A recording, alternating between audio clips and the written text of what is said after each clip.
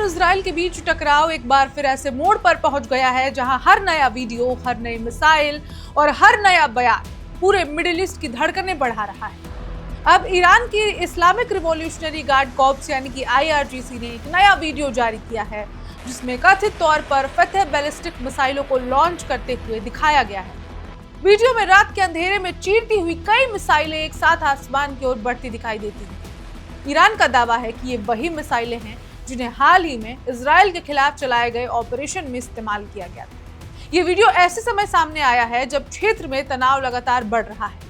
कुछ ही समय पहले इजराइल ने लेबनान की राजधानी बेरूत में हिजबुल्लाह से जुड़े ठिकानों पर हवाई हमले किए थे। इन हमलों को ईरान ने अपने सहयोगियों पर सीधा हमला माना और जवाबी कार्रवाई का फैसला किया।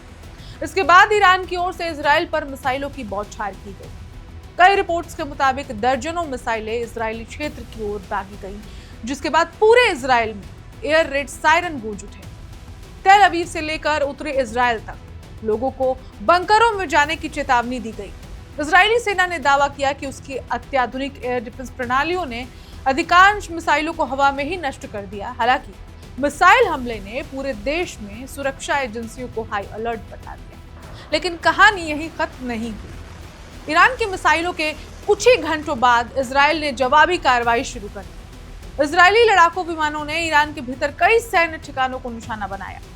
बताया गया कि इन हमलों का लक्ष्य सैन्य बुनियादी ढांचा और मिसाइल क्षमताओं से जुड़े ठिकाने थे। इसके साथ ही दोनों देशों के बीच सीधे सैन्य टकराव का खतरा और ज्यादा बढ़ गया है। सबसे बड़ा सवाल यही है कि क्या ये सिर्फ सीमित जवाबी कार्रवाई है या फिर मिडिल ईस्ट एक बड़े युद्ध की तरफ बढ़ रहा है जिसमें दुनिया को भी कूदना पड़ सकता है। विशेषज्ञों का मानना है कि स्थिति बेहद संवेदनशील हो चुकी है।